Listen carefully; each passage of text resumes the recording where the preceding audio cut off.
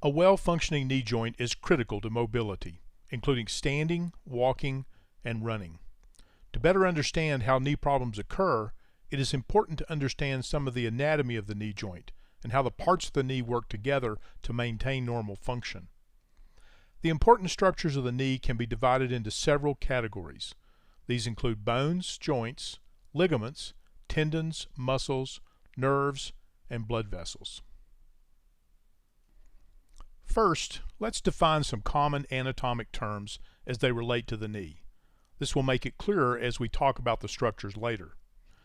Many parts of the body have duplicates, so it is common to describe parts of the body using terms that define where the part is in relation to an imaginary line drawn through the middle of the body. For example, medial means closer to the midline, so the medial side of the knee is the side that is closest to the other knee. The lateral side of the knee is the side that is away from the other knee. Structures on the medial side usually have medial as part of their name, such as the medial meniscus. The term anterior refers to the front of the knee, while the term posterior refers to the back of the knee. So the anterior cruciate ligament is in front of the posterior cruciate ligament. The knee is the joint where the femur and the tibia meet. The patella, or kneecap as it is commonly called, is made of bone and sits in front of the knee. The knee joint is a synovial joint. Synovial joints are enclosed by a ligament capsule and contain a fluid called synovial fluid that lubricates the joint. The end of the femur joins the top of the tibia to create the knee joint. Two round knobs called femoral condyles are found on the end of the femur. These condyles rest on the top surface of the tibia. This surface is called the tibial plateau. The outside half, the farthest away from the other knee, is called the lateral tibial plateau, and the inside half, closest to the other knee, is called the medial tibial plateau. The patella glides through a special groove formed by the two femoral condyles called the patellofemoral groove. The smaller bone of the lower leg, the fibula, never really enters the knee joint. It does have a small joint that connects it to the side of the tibia. This joint normally moves very little. Articular cartilage is the material that covers the ends of the bones of any joint. This material is about 1/4 of an inch thick in most large joints. It is white and shiny with a rubbery consistency. Articular cartilage is a slippery substance that allows the surfaces to slide against one another without damage to either surface. The function of articular cartilage is to absorb shock and provide an extremely smooth surface to facilitate motion. We have articular cartilage essentially everywhere that two bony surfaces move against one another or articulate. In the knee, articular cartilage covers the ends of the femur, the top of the tibia, and the back of the patella. Ligaments are tough bands of tissue that connect the ends of bones together. Two important ligaments are found on either side of the knee joint. They are the medial collateral ligament, or MCL, and the lateral collateral ligament, or LCL. Inside the knee joint, two other important ligaments stretch between the femur and the tibia.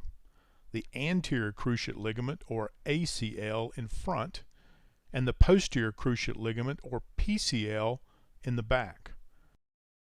The MCL and the LCL prevent the knee from moving too far in the side-to-side direction.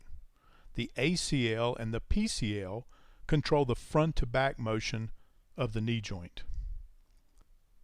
The ACL keeps the tibia from sliding too far forward in relation to the femur. The PCL keeps the tibia from sliding too far backward in relation to the femur. Working together, the two cruciate ligaments control the back and forth motion of the knee. The ligaments, all taken together, are the most important structures controlling the stability of the knee. Two special types of ligaments, called menisci, sit between the femur and the tibia. These structures are sometimes referred to as the cartilages of the knee. But the menisci differ from the articular cartilage that covers the surface of the joint. The two menisci of the knee are important for two reasons. One, they work like a gasket to spread the force from the weight of the body over a larger area. And two, they help the ligaments with stability of the knee. Imagine the knee as a ball resting on a flat plate. The ball is the condyles of the femur, and the plate is the tibial plateau. The menisci actually wrap around the round condyles to fill the space between it and the flat tibial plateau. The menisci act like a gasket, helping to distribute the weight from the femur to the tibia. Without the menisci, any weight on the femur will be concentrated to one point on the tibia. But with the menisci, weight is spread out across the tibial surface. Weight distribution by the menisci is important because it protects the articular cartilage on the ends of the bones from excessive forces. Without the menisci, the concentration of force into a small area on the articular cartilage can damage the surface, leading to degeneration over time. In addition to protecting the articular cartilage, the menisci help the ligaments with stability of the knee. The menisci make the knee joint more stable by acting like a wedge set against the bottom of a car tire.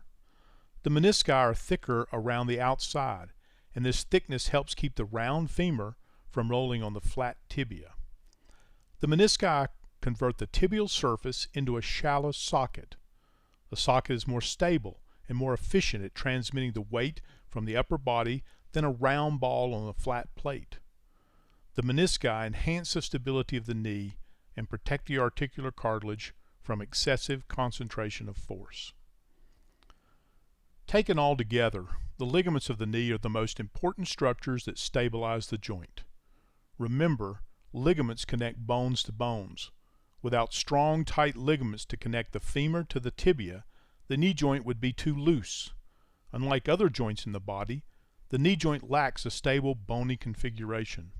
The hip joint, for example, is a ball that sits inside a deep socket. The ankle joint has a shape similar to a mortise and tenon, a way of joining wood used by craftsmen for centuries. Tendons are similar to ligaments, except that tendons attach muscles to bones. The quadriceps tendon connects the large quadriceps muscle of the thigh to the patella. This tendon continues across the patella, or kneecap, and blends into the patellar tendon. The patellar tendon connects the patella to the tibia. The hamstring muscles on the back of the thigh also have tendons that attach in different places around the knee joint. These tendons are sometimes used as tendon grafts to replace torn ligaments in the knee joint. The extensor mechanism is the motor that drives the knee joint and allows us to walk. It sits in front of the knee joint and is made up of the patella, the patellar tendon, the quadriceps tendon, and the quadriceps muscles. The four quadriceps muscles in front of the thigh are the muscles that attach to the quadriceps tendon. When these muscles contract, they straighten the knee joint, such as when you get up from a squatting position. The way in which the kneecap fits into the patellofemoral groove on the front of the femur and slides as the knee bends can affect the overall function of the knee. The patella works like a fulcrum, increasing the force exerted by the quadriceps muscles as the knee straightens. The hamstring muscles are the large muscles in the back of the thigh. When these muscles contract, the knee bends.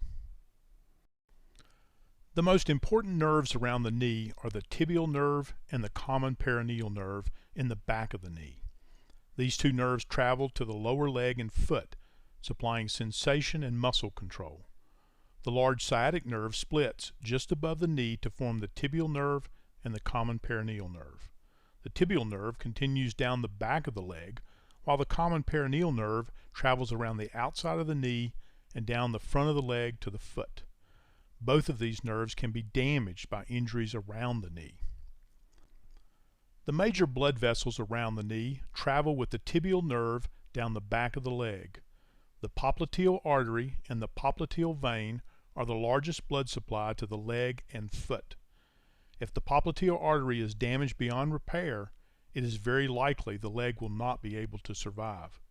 The popliteal artery carries blood to the leg and foot. The popliteal vein carries blood back to the heart.